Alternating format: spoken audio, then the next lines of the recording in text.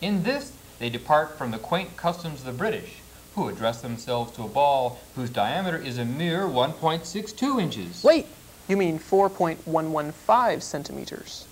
And so, to calculate I this, would say the solution to the problem is a simple one and requires no knowledge of the ball's radius.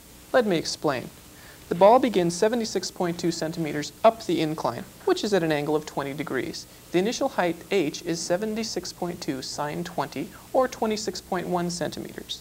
I neglect friction. If the ball starts at rest, I can set the initial and final energies equal to arrive at a final velocity of square root of 2gh, or 2.26 meters per second.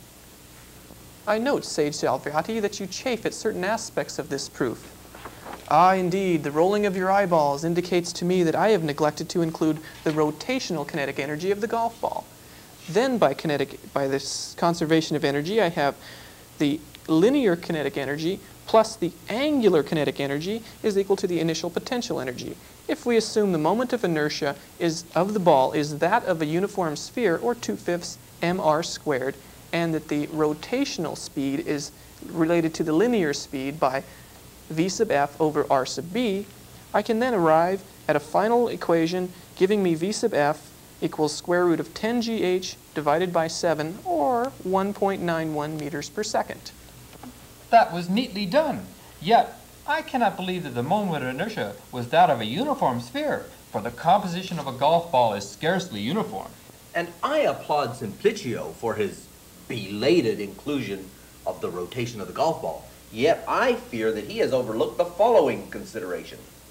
He has assumed that the angular velocity omega is equal to the velocity of the ball divided by the ball's radius. However, this cannot be true, for the ball does not roll on a flat surface, but on the grooves of the Stimpmeter, and the points of contact of the ball with the surface is not the bottom of the ball, but 2 points on the sides of the grooves. Now, if one takes into consideration Euclidean geometry, one notes that the distance from the axis of rotation to the point of contact is r sub c, which can be defined as the radius of the golf ball times the sine of alpha over 2, where alpha is, of course, the angle of the Stimpmeter, 145 degrees. This gives us a different value for the angular velocity omega sub f. Inserting that expression into the conservation of energy equation, which you correctly wrote down, I obtain a different expression, which, inserting numerical values, gives me a final velocity of the ball at the bottom of the Stimpmeter of 1.88 meters per second. But I note that Sagredo's scribbling here shows me he is not content with my answer. Your calculation is satisfactory, up to a point. But you've neglected the fact that the ball changes direction at the bottom of the Stimpmeter when it comes in contact with the green. Evidently, the ball will be acted on by two forces when it comes in contact with the green: a vertical force F1, which deprives it of vertical momentum, and a horizontal force F2, which acts to prevent it from slipping. If the impulse of the force is F sub 2 delta t, then the impulse of F2 acts to change the momentum of the ball, and it also acts to change the angular momentum of the ball. The final velocity you just got was v sub f, but the final velocity I get is v2. And so I obtain a final velocity of v2, which is 1.83 meters per second. Ah, so I began with a conservation of energy and ended up with the wrong answer. Then I included the rotational kinetic energy and ended up with 1.91 meters per second. Whereas I took into consideration the fact that the ball was not rolling on a flat surface, but rather on the grooves, and obtained a value of 1.88 meters per second. Whereas I recognize the fact that the ball changes direction when it first encounters the grassy surface, and therefore should have a velocity of 1.83 meters per second.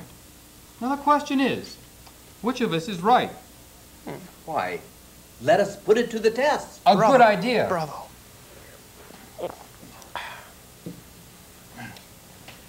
Get out your watch. Get Stopwatch? out your watch. Yes.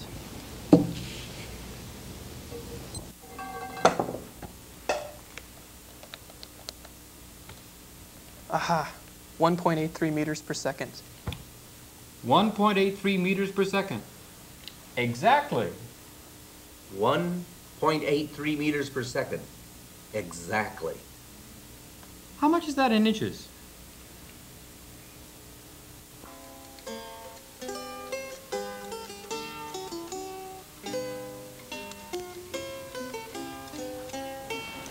You may be interested in learning why Galileo chose the dialogue when he wrote about physics. A major influence was the writings of Plato, which present the works of Socrates in dialogue form. Another influence was the composer Vincenzo Galilei, Galileo's own father. Vincenzo not only composed music for lute and voice, but he also wrote an important treatise on harmony. This book was published as a dialogue. It is likely that Galileo acquired his taste for experimental physics when he assisted his father in some investigations on vibrating strings. Vincenzo's studies of vibrating strings exposed the shortcomings in the Pythagorean theory of harmony, just as Galileo's later work on falling objects showed the flaws in Aristotle's theory of motion. And now for this preview of next week's episode.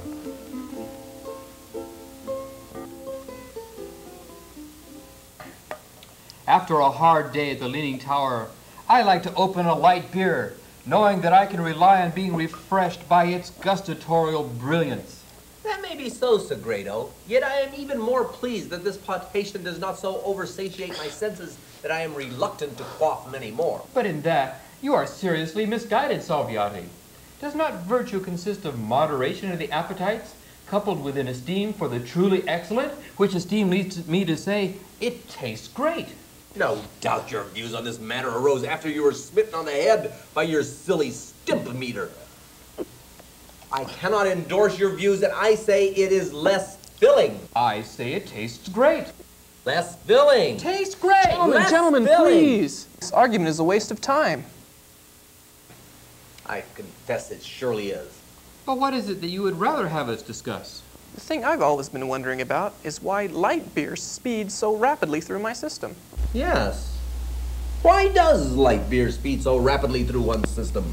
Now there is a topic on which I could discourse for hours.